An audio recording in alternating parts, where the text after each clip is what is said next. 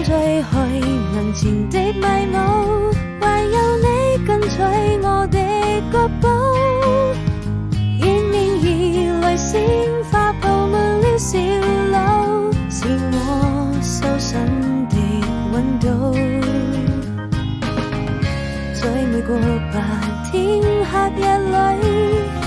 我踏上愛的旅途，帶我們走到這神秘的森林深處，